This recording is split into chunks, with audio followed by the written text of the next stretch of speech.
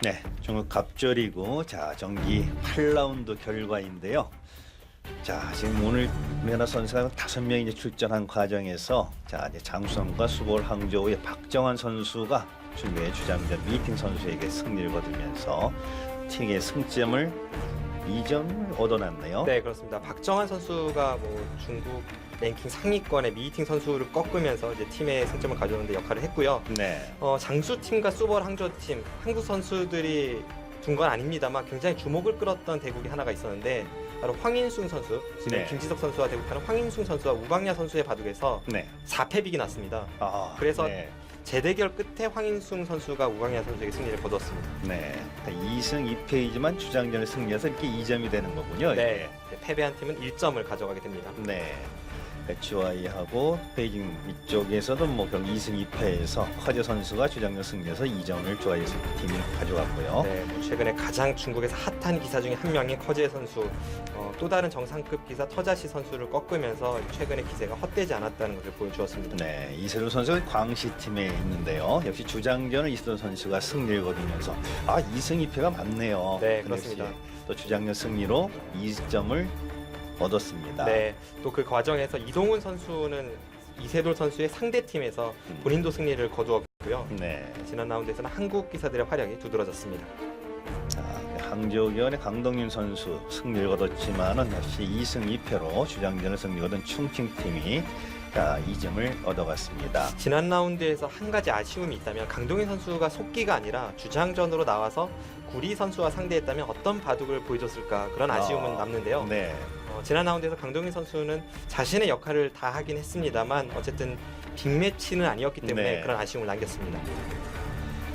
자, 부기조하고 저장 팀이 김지혁 선수를 비롯해서 장타오 조호시 그야말로 뭐 이제 김지혁 선수 외에는 그다음에 이름을 잘 들어보지 못한 선수들이 또 승리를 하면서 3대0 전체 3점을 획득을 했습니다. 네, 만약 이 대결에서 김지석 선수가 패했다면 오히려 구이저우 팀이 2점을 가져가고 네. 저장팀은 1점밖에 가져오지 못했던 순간에 김지석 선수가 승리를 거둠으로 해서 3점을 가져왔습니다. 이 중국 갑조어 리그는 어떠한 상황에서도 주장전 승리가 그만큼 절실합니다. 네, 특히 중국의 1인자 수혜 선수를 물리친 것이 더더욱 돋보이고 있습니다. 네, 게다가 올 연말에 LGB 8강전에서 김지석 선수는 스위의 선수와 다시 만나게 되는데 네. 최근 스위의 선수를 상대로 계속 연승을 거두고 있기 때문에 전망을 밝히고 있습니다. 네.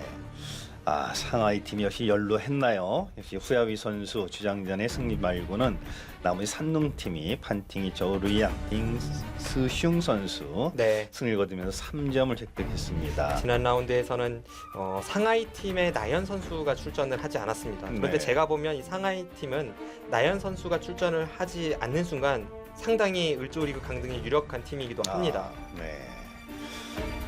자, 의외로 2승 2패가 많으면서 승점 차이는 작았지만은 그래도 수볼 항저우 팀이 결국은 6승 거두면서 전체적으로 1위를 좀 달리고 있습니다. 네, 이 수볼 항저 팀이 얼마나 대단하냐면요. 네. 지금까지 한 번도 패배가 없습니다. 그러니까 항상 3점 아니면 2점을 가져가고 있고요.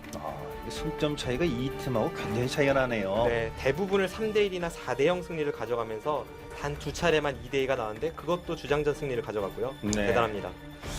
박정환 선수가 얼마나 많은 역할을 해주고 있는지 충분히 보이고 있습니다. 네, 그리고 이 순위표를 보시면 중국 갑조 리그가 얼마나 치열한지를 알 수가 있는 것이 마지막 12위에 랭크되어 있는 베이징 팀 같은 경우에는 터자시, 홍지에, 또 천야오에 이런 선수들이 포진되어 있거든요. 네. 이런 강팀이 최하위에 있다는 것은 그만큼 이 다른 팀들의 저력이 만만치 않다는 것을 의미합니다. 네. 자, 그러면은 그만큼 용병에 대한 역할 더더욱 절실하게 느껴지고 있을 것 같습니다. 자, 지금 이제 박정환 후야이 선수는 우변에 치받은 수에 대해서 바로 꽉 막아둡니다. 네. 하변에서 백이 타개를 하는 과정에서 상대에게 3점을 내어주긴 했지만 중앙 쪽에 두텀을 쌓는 순간 하변의 흙의 모양은 어느 정도 억제가 되고 있고요. 후야위 선수는 이 하변에서 물론 백에게 쉽게 타개를 시켜주긴 했습니다만 하변에 3점을 잡고 또 우변에서 어느 정도의 집을 얻은 것에 만족을 하고 있습니다. 아직까지는 팽팽한 포석이라고 볼 수 있겠습니다. 네, 아주 차분합니다.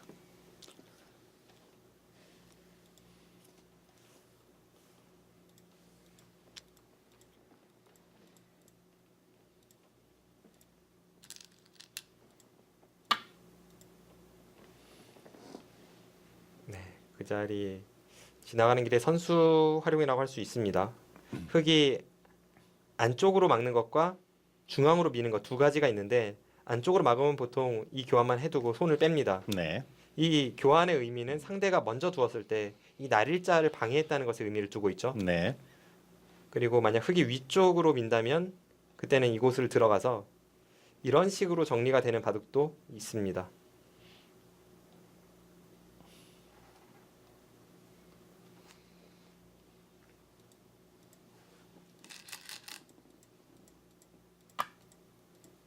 후야유 선수는 웬만해서는 뭐 반발할 생각이 없네요. 네, 굉장히 두텁고 차분하게 두는 기사죠.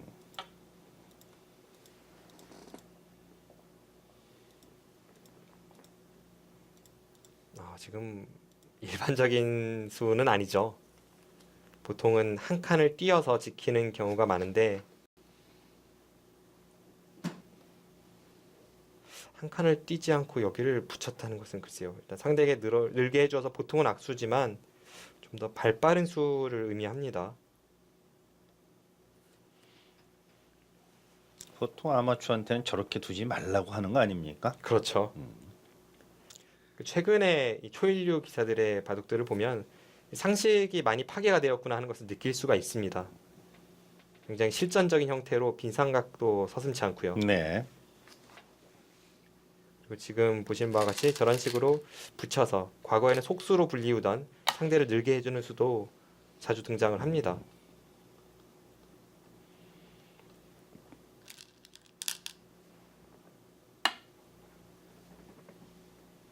저 한 수로 귀가 뭐 정리가 다 된 건 아니겠죠, 설마? 네, 아직 뒷맛은 분명 있습니다만 이제 어느 정도 임시 방편을 해두었다는 것에 의미를 두고 있고요. 네.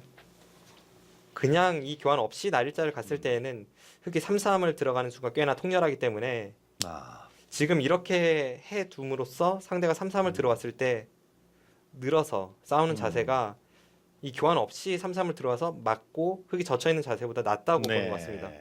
이건 경우에 따라서 조금 다를 수 있겠습니다만 지금은 이 날일자가 뭔가 전투를 하는 데 있어서 역할을 한다고 보고 있고 그 전의 교환도 도움이 되고 있습니다.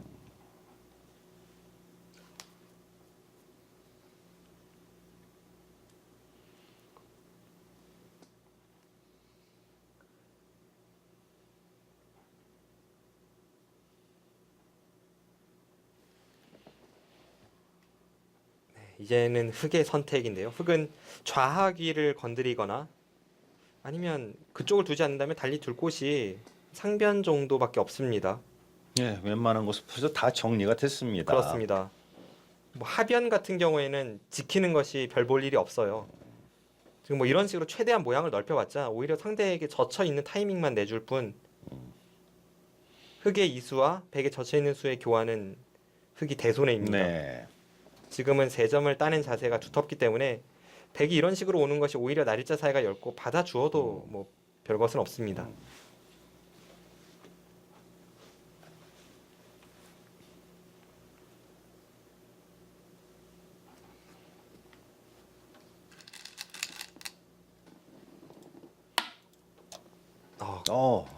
그곳을 그냥 가는 수는 생각지 못했는데요. 그 수가 통합니까? 자, 이렇게 초반에 단단히 참았다 했는데 자, 이 직설적인 뭔가 수단을 부리러 왔습니다. 네, 이건 아래로 밀겠다는 뜻인데요. 과연 이 수가 통할지. 이렇게 두면 백의 최강수는 여기를 느는 수가 될 테고 과연 이렇게 정리가 되면 그 후의 수법 이제 찌르고 젖히는 것이 흙으로선 최강수이긴 한데 네. 이 변화 어렵습니다. 거의 필연이거든요. 네, 과연 이렇게까지 되고 나서 이 104점을 잡으러 가는 수단이 과연 있느냐 그걸 봐야겠습니다. 당장 잡히진 않아요. 일단 축은 아니에요. 그렇다면 후야위 선수가 머릿속으로 이런 그림을 그리고 있을지도 모르겠습니다.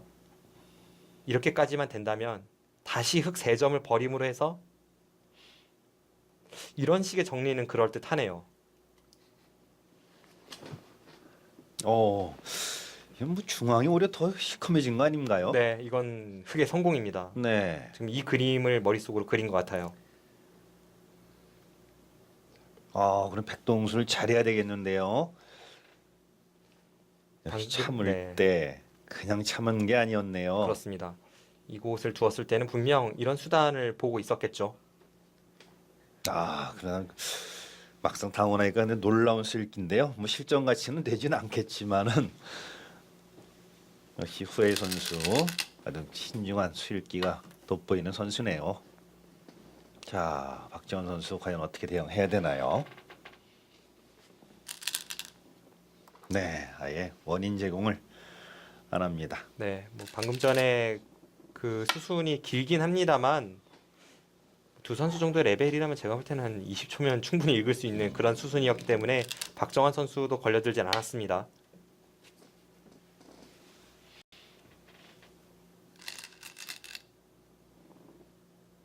이렇게 되면 생각지도 않은 곳에서 아예 전체적으로 좀 큰 대형 전투가 이제 펼쳐지게 되는데요.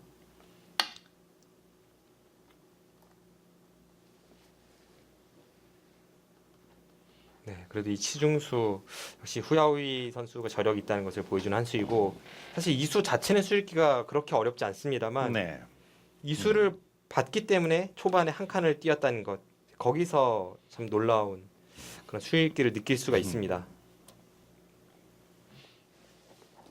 그럼 백도 여기를 이렇게 미리 지킬 수 있는 그 찬스가 없었을까요?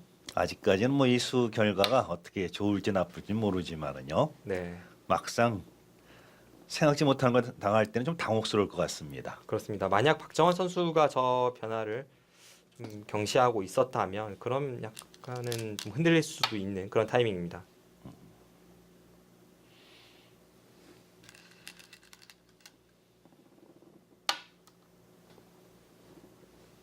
네, 지금 흑이 저렇게 두는 것은 102점을 잡겠다는 것은 아니었고요. 자연스럽게 정리를 하기 위해서 이렇게 둔 거죠. 지금 100이 찌른 수가 보통은 가만히 끊는 게 모양이지 않습니까? 네, 하지만 지금 상황에서는 가만히 끊었다가 이제 먼저 단수침을 당했을 때에도 그때 반발하면 흑이 빵 따냄을 하고 뭐 이렇게 젖혀갈 수도 있고요. 반발이 되는군요. 네. 네. 그래서 여기를 이어야 한다고 봤을 때 상대가 이렇게 막는 자세 이거는 백도 좀 견디기 어렵습니다.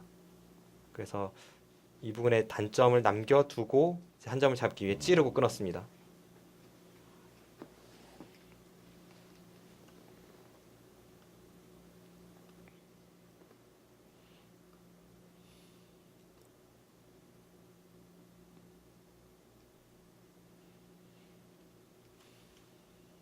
네, 흑이 뭐 단수를 먼저 칠 필요 없이 그냥 끊을 때 있는다고 하더라도 어쨌든 백의 입장에서는 여기 단점을 남겨두는 것과 이 단점이 없는 것은 차이가 있기 때문에 좋은 수순이고요.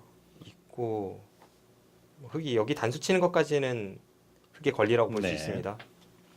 백도 보통은 이런 모양을 따내야 하는데 지금은 좀 고민이 되네요. 있는 것이 정수일지도 모르겠고 이제 이런 식으로 진행이 된다면 어쨌든 상변의 백의 모양에서 흑이 타개는 어느 정도 된 모습입니다. 그 우상기집에서 이어진 백돌 전체도 확실한 두 눈이 돼 있는 건 아니네요. 네, 그렇습니다. 하여튼 놀라운 뭔가 노림수를 보여주고 있는 후야오이 선수인데요.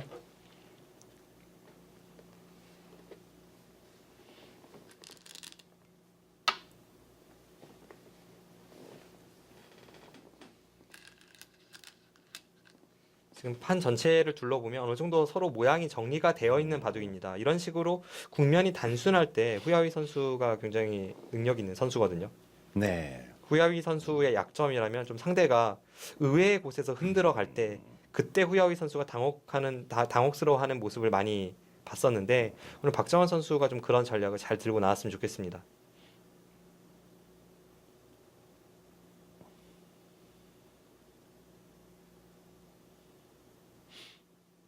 상대의 끊임없는 흔들기에 후야위 선수가 굉장히 흔들렸던 바둑은 많습니다.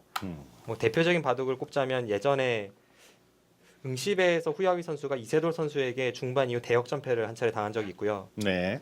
그 외에 예전에 BC 카드배 4강 후야위 선수의 마지막 세계 대회 활약에서 한국의 백홍석 선수에게 역시나 대역전패를 당하고 땀을 흘렸던 생방송 도중에 땀방울이 떨어졌던 그 장면이 기억에 남습니다.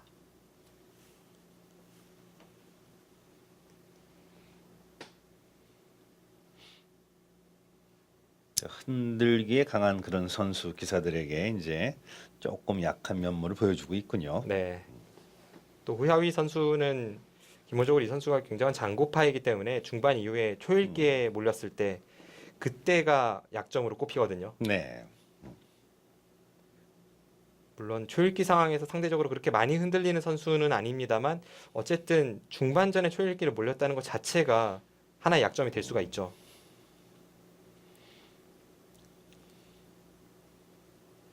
그 초읽기와 관련해서 장고와 관련해서 재미있는 일화를 하나 설명드리자면 예전에 LG배로 기억을 하는데요. 준결승에서 이세돌 선수가 후야위 선수와 만난 적이 있습니다. 그 당시에 오전에 후야위 선수가 2시간 30분 정도를 사용을 했어요. 이세돌 네. 선수가 30분을 사용했고요. 그런데 수수는 길지 않아서 한 7, 80수 정도 됐던 걸로 기억을 합니다. 그때 이세돌 선수가 딱 그러더라고요. 점심시간이었는데 후야위 나한테 잘못 걸렸어 이런 이야기를 하더라고요. 그래서 국면의 유불리와 상관없이 네. 이제 시간 공격으로 그거 가지고 승리로 이끌어냈습니다. 네.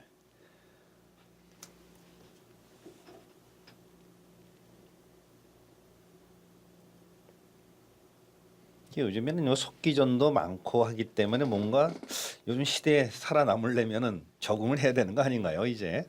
그런데 후야위 선수는 워낙 어렸을 때부터 장고파로 유명했고 뭐 그런 선수들이 여럿 있죠. 네. 추진 선수도 있고 한데 자신의 몸에 배인 습관을 떨쳐내기가 사실 쉬운 건 아니죠. 그럼 보면 장고의 대명사 하면은 뭐 조충구단이나 이청호단이나 뭐 장고 바둑도 잘 두지만 속기 바둑도 왕왕 우승하지 않았습니까? 네, 그렇습니다. 그런 적응이 아직은 좀 어려운가 보군요. 장고파 기사가 자신의 이 착수하는 스피드를 조절해서 세계대회에서 활약한 경우는 몇 차례 있습니다. 뭐 예전에 일본의 리나이펑 구단이 꽤 장고파로 유명하지만 세계대회 이 3시간 바둑의 리듬을 맞춰서 연습을 했고 그 결과 후지스배 우승컵을 들어올린 적이 있고요. 네. 그리고 그 이후에도 최근의 일이라면 이 쿵지에 선수가 중국에서 굉장히 손꼽히는 장고파인데 이 선수가 선택을 좀 빨리 하는 습관을 들이면서 세계대회에서 활약했던 그 일도 불과 5, 6년 전 일입니다. 네. 그러니까 그 남모를 그런 노력이 그런 결실을 얻을 수 있다는 거.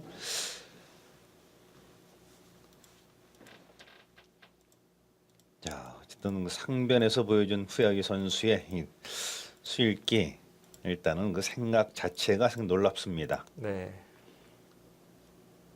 처음의 모양을 생각해 본다면 이 정도라면 일단 부분적으로는 흙의 타개가 잘 됐습니다. 하지만 그 과정에서 뭐 박정환 선수가 딱히 실수한 건 없기 때문에 여기서 어떻게 국면을 잘 풀어갈지 그게 중요하겠고요. 지금 상황에서 박정환 선수에게 있어 최상의 그림은 이 흑도를 잡을 수는 없기 때문에 이 약점을 정돈하면서 자연스럽게 이 중앙에 베개 두텀을 쌓는 그런 진행이 된다면 가장 좋겠죠.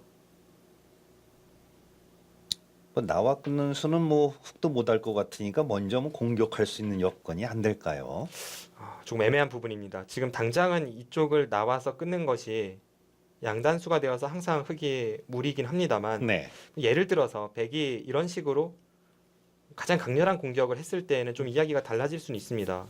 뭐 이런 데를 붙이고 젖혀서 공격을 갔을 때 네. 껴붙인다면 이곳을 안 끊을 수가 없지 않습니까? 네. 그래서 이때 나와 끊는다면 그때는 좀 이야기가 다르거든요. 백이 2점을 잡는다고 해도 같이 2점을 잡으면 네. 이건 흙도 이야기가 됩니다. 오히려 역습의 여지가 있군요. 네, 아무래도 여기서 박정환 선수 여러 가지 고민이 지금 떠오를 장면 같은데요. 쉽게 선택을 못하고 있습니다. 자, 하여튼 이제 본격적인 하여튼 힘겨루기 중반전입니다. 네, 잠시 후에 계속되겠습니다. 네, 오늘은 갑절이고 오늘 9라운드가 지금 펼쳐지고 있는데요. 자, 오늘 저장성에 박정성의 김석 선수와 장수성의 황민승 선수 주장전 펼쳐지고 있습니다. 네, 이 오더를 보면 옆에 하얀색 혹은 검색 표시가 있는데 이게 흑백이고요. 네. 홈팀에서 흑백 선택권을 가지게 됩니다. 아, 네, 역시 뭐 장수성의 미팅 선수가 김석 선수를 피해서 3장 탔다 하는 거 의도인지 뭐 그건 모르겠습니다만. 네, 그렇습니다. 미팅 선수가 김지석 선수와 만나지 않은 것이 조금 아쉬움임과 동시에 어떻게 보면 또 자랑거리가 될 것 같아요. 김지석 선수가 무서워서 피한 거거든요. 아, 그 충칭과 구의조에는 주장전에 구리수의 선수 여기는 재미난 판이 있네요. 네, 그렇습니다. 전현직 중국 1인자의 대결입니다. 네. 그리고 또 우한팀과 항저우기원회 역시 강동윤 선수가 이제 주장전으로 이제 출정을 했습니다. 네, 보면 이 홈팀에서 주장전에 덱을 드는 경우가 많은데 우한팀과 항저우기원 팀의 대결에서는 양카이원 선수가 흑을 쥐었습니다. 대부분의 선수들이 덱을 많이 선호하지만 뭐 그것이 반드시는 아니에요. 네. 뭐 덤관계의 유리점을 뭐 포기하고 양카이원 선수가 뭐 특별한 재능이 있을지도 모르겠네요.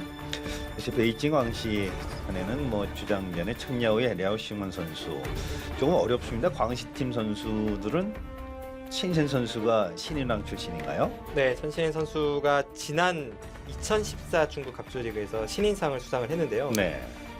하지만 아직까지 한국 선수들에게 그렇게 뭐 강렬한 인상을 준 적은 없고요. 네. 광시 팀은 이세돌 선수가 속해 있는 팀인데 이세돌 선수를 제외하면 조금 생소한 선수들이 많습니다. 네.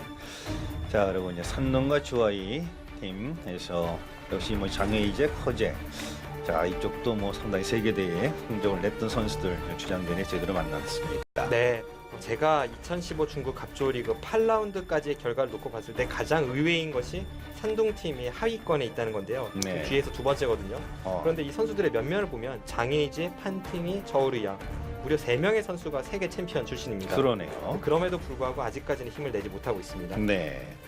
자, 그리고 이제 기대를 모으는 이제 수월 항저우 현재 1위 팀 주장전의 박정환 선수와 상하이 팀 후야유 선수 주장전 펼치고 있습니다. 자, 뭐 전체적으로 보면은 나연 선수가 또 상하이 팀으로 나와 있기 때문에요. 네. 어떨까요? 오늘 전체적으로 본다면 느낌이. 아무래도 수버울 항저우 팀과 상하이 팀의 대결에서는 이 선수들의 면면을 봐서는 수버울 항저우 팀이 좀 더 강해 보이는 것은 사실인데요. 네. 그래도 박정환 선수와 나연 선수는 후야위 선수와 우광야 선수에게 제가 볼 때는 한 6대4 정도는 우세한 대결이라고 보여지고요. 네. 네. 음. 나연 선수 이 선수가 뭐 화려하진 않지만 그래도 꾸준히 중국 갑조리그에서 활약을 하고 있기 때문에 이 선수도 앞으로 중국 갑조리그에서 좀 많은 팀이 원하는 선수가 되지 않을까 그렇게 기대를 모으고 있습니다. 자, 오늘 하여튼 뭐 재밌는 승부들 어떻게 8라운드에서 봤을 때는 하여튼 2승 기패가 굉장히 많았기 때문에요. 하여튼 주장전 굉장히 의미가 있어 보입니다. 네.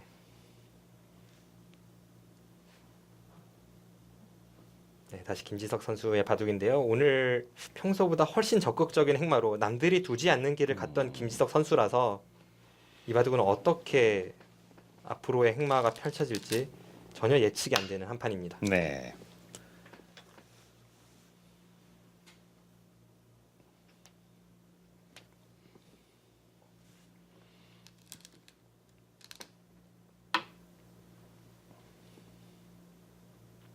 보통 이렇게 난전을 즐기는 선수 그 자체가 어려운 거 아닙니까? 난전 자체가 네. 그걸 즐길 수 있을까요?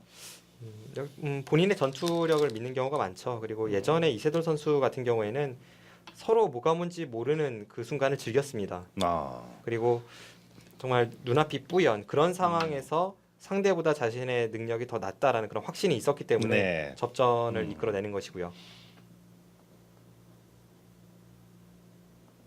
상대를 뭐 얕본다는 개념은 아니겠죠. 네, 그렇습니다.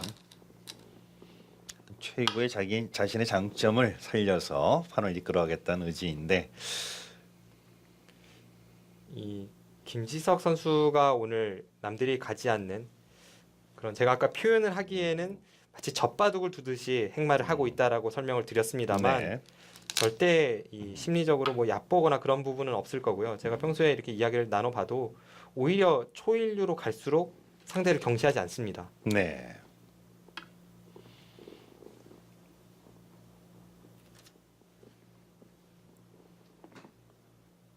지금 우변의 형태 재밌습니다. 물론 주변의 이 상황은 조금 다르긴 합니다만 딱 이 우변 그리고 우상기의 형태만 놓고 보면 지난 8라운드에서 박정환 선수와 미이팅 선수의 바둑과 똑같은 형태입니다. 그 당시에는 박정환 선수가 흑으로 단면국으로 승리를 거둔 바 있습니다. 아, 이 아래쪽의 형태는 조금 다른데요. 그래도 당시에도 백의 세력이었고 이 한 점을 가두기 위해서 백이 침입을 해서 이렇게 진행되는 이 흐름은 비슷합니다.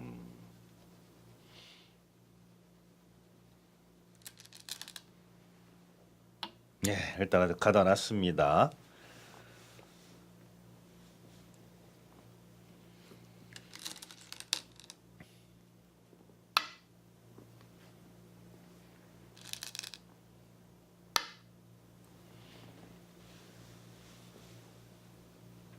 네, 일단은 자신이 두터운 쪽에서 전투를 하는 것은 작전에 있어서 기본 중에 기본이고요.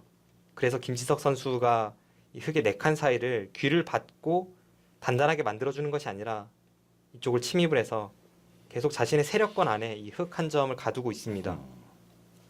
아, 흑이 방향을 돌렸는데 우변에 2점 시움 당하면 살아가나요? 일단 좀 서로 겁나는 진행이 될 것 같은데요. 만약 여기를 씌운다면 제가 볼 때는 무조건 흑도 일단 맞고 버티거든요. 그 네. 순간 이 2점을 잡지 못하면 바둑은 끝나고 글쎄요, 과연 어느 쪽이 좀 더 겁을 내는 진행이 될지. 자, 황인수 선수도 하던 최강으로 좀 버텨내면서 자 주도권을 잡으려는 노력이 있습니다. 네, 김현 선수 일단 서둘질 않네요. 흑이 이쪽을 어깨 짚은 수의 의미는 뭐 여기서 늘거나 뛰거나 해서 이 부분에 흑이 벽을 쌓아두면 어쨌든 흑이 같이 나가는 데 있어서 조금이라도 도움이 되겠죠. 네. 상대적으로 이 103점도 약해지기 때문에 그런 의미를 가지고 있고요. 기세로는 앞서 말씀해 주신 대로 이곳을 씌우는 것도 충분히 생각을 해볼 수가 있습니다만 조금 겁나는 진행이긴 합니다.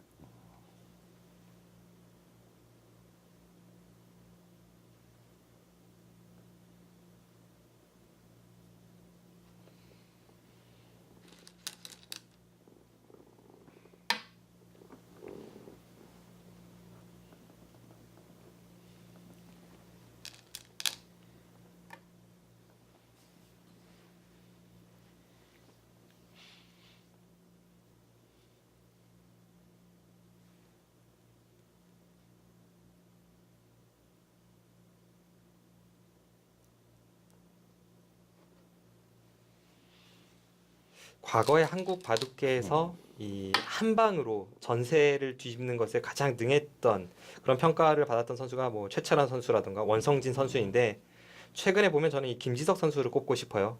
이 선수가 중반 파괴력이 원체 뛰어나고 또 불리한 순간에 그것을 단 한 번에 뒤집어내는 그런 수일기 능력이 있기 때문에 그런 면에서 이 김지석 선수의 중반전은 중국 기사들에게 공포의 대상입니다. 아, 네. 남들이 사실 쉽게 갖지 못하는 장점이 있다는 거, 그건 참 누구나 부러워할 만한 일인데요. 네. 하지만 또 김지석 선수의 그런 엄청난 중반 전투력 또 수일기 능력에서 굳이 약점을 꼽자면 이제 약점으로 꼽히는 부분이 다른 초일류들에 비해서 좀 착각이 많습니다. 얼마 전에 한국 바둑리그에서도 본인이 장기로 하는 수일기 부분에서 대착각이 나왔고 이동훈 선수에게 단면국으로 패했거든요. 네. 그러니까 분명 빠른 수읽기 그리고 남들이 잘 보지 못하는 수까지 읽는 그런 능력은 뛰어난데 그 과정에서 가끔 깜빡하는 수, 착각이 나오곤 합니다.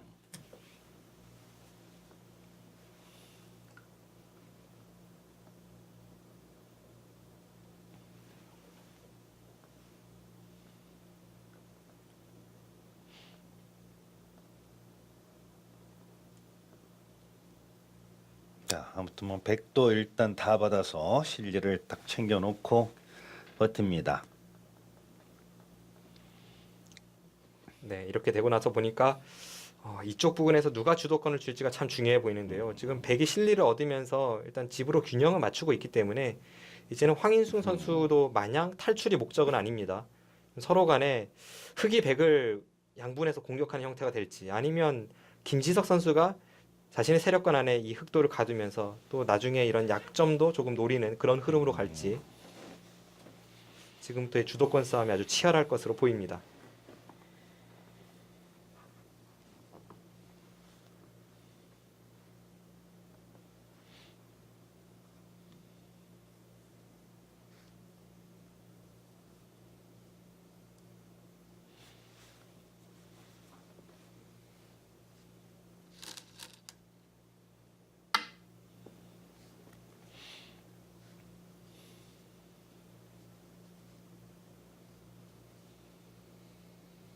지금 우변에서의 접전이 어떻게 진행이 되느냐에 따라서 흑이 백을 압박하는 그런 흐름이 나올 수도 있고 백이 오히려 저런 약점을 노리는 흐름이 나올 수도 있습니다.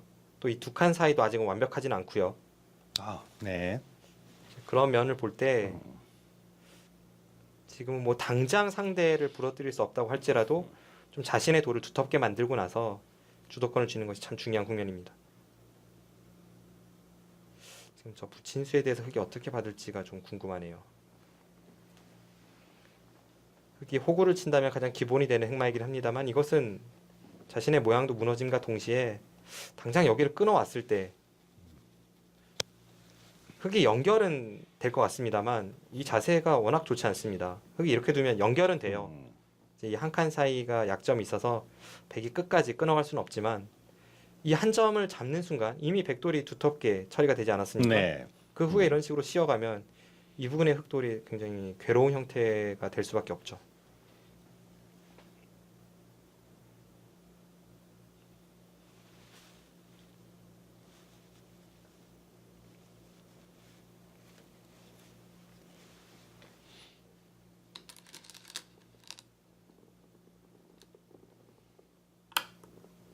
네, 방금 전과 같은 형태를 상대에게 내줄 수는 없다는 뜻입니다.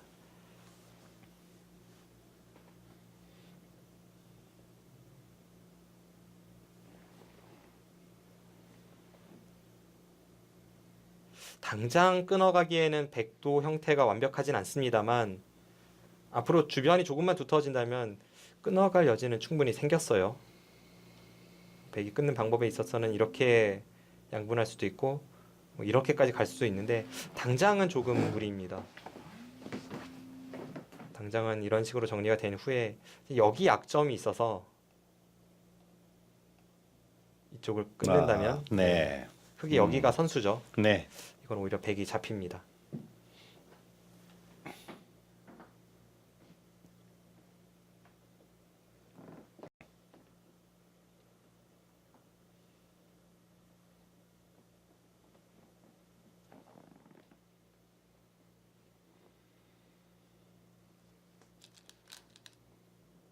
아, 그래도 그 수를 줍니까?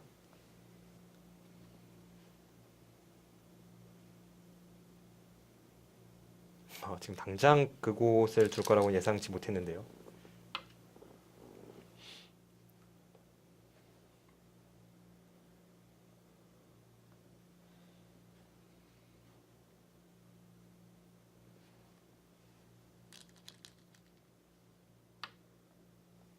네, 아마 아까처럼 흑이 이제 이쪽을 끊고 두는 진행이 되었다면 이 교환은 없습니다. 네. 백이 이쪽을 넣는 것이 아니라 이쪽을 꼬부린 이후에 흑이 먼저 끊는 것은 이제 이쪽을 잡고 버틸 수가 있고요. 이런 악수를 도줘야 하는데 제가 볼 때는 김지석 선수가 이런 그림을 그렸던 것 같습니다. 여기를 따내고 이으면 다시 이런 곳을 덮어 씌우는 사석 작전이요. 네, 이런 흐름을 봤던 것 같아요. 이 정도면 뭐 그럴듯한데요. 네, 상당하죠. 네. 그래서 황인숭 선수도 그쪽이 아니라 이제 다른 쪽으로 풀어갑니다. 이건 전혀 의외의 곳에서 새로운 수익기의 충돌입니다. 이렇게 상대방 의도를 파악하는 거 참 이게 쉽지는 않은 건데 그런 지략 싸움이 재밌네요.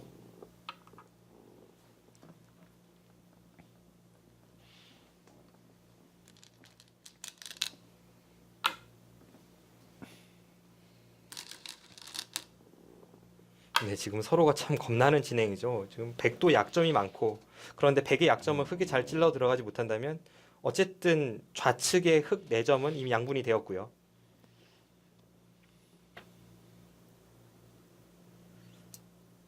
어느 한쪽이 큰 타격을 입을 수 있는 형태입니다.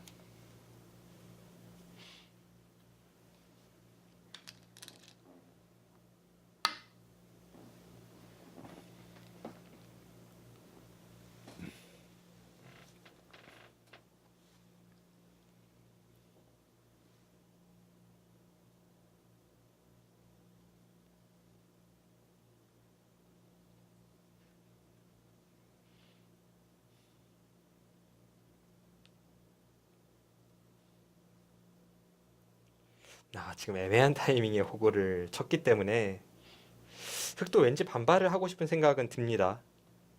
흙이 이쪽을 이어야 한다면 그때 뭐 백이 다시 한번 호구를 칠 수도 있고 계속 받아주기만 해서는 흙도 답이 안 나옵니다.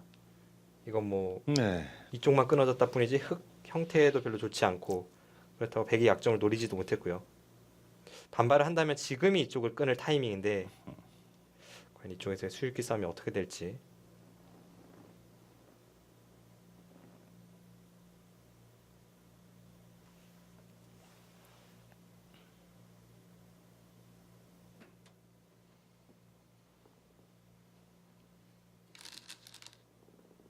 네, 그 수는 뭐 거의 역시. 당연해 보입니다. 여기서가 문제인데요.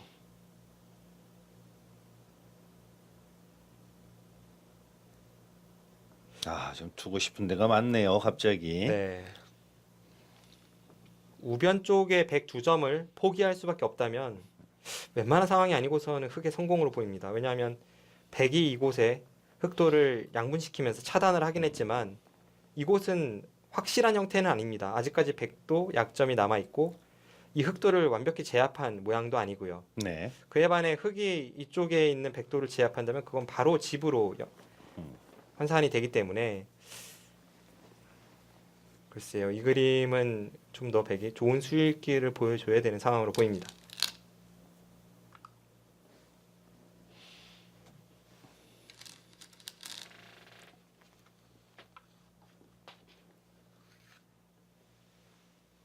이렇게 세 점 키워서 뭔가 수단이 남을 수 있을까요?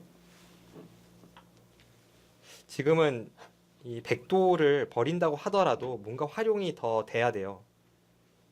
그러니까 흙이 이런 곳을 이제 지켰을 때 여기를 뚫어서 이 뚫는 것을 선수로 할 수만 있다면 그때는 백도 충분합니다. 흙이 만약 지키는 형태가 나온다면 백도 이런 곳에 한 번 더 두어서 이 자세는 훌륭하죠.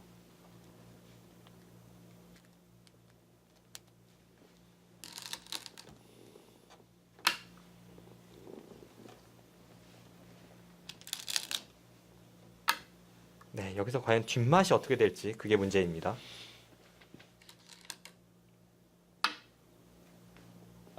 오히려 적극적으로 방비를 합니다. 그래도 여기를 하나 이어둠으로 해서 꽤 뒷맛은 나빠 보이고요. 지금은 버리긴 했지만 제가 처음에 생각했던 것보다는 이 세 점이 아직은 준동하는 뒷맛이 있기 때문에 아직은 좀 더 지켜봐야겠습니다. 첫 느낌은 흙이 좋았지만 지금은 잘 모르겠네요.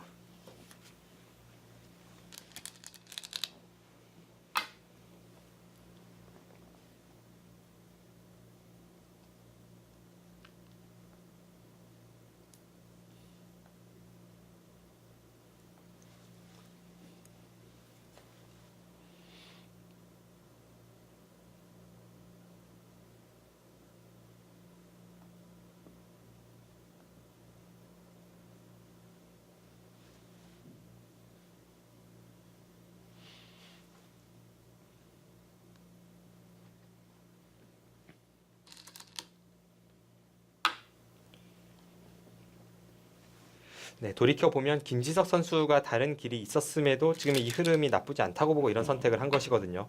만약 이 흐름이 나쁘다고 봤다면 여기를 결행을 하기 전에 먼저 이곳을 들여다볼 수도 있었고요. 네. 그런 여러 갈래길이 있었는데 실전의 이 진행이 이곳에 흙이 한 번 더 가열수를 해야 한다고 보고 충분히 둘 수 있다는 판단을 한 것으로 보입니다.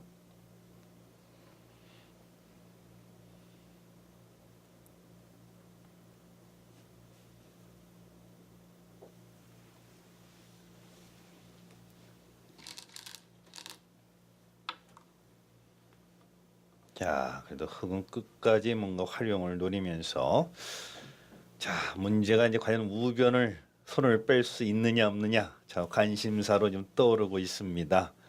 자, 마지막에 어려운 중반 수읽기 계속 이어지는데요. 네, 잠시 후 2부에서 이어지겠습니다.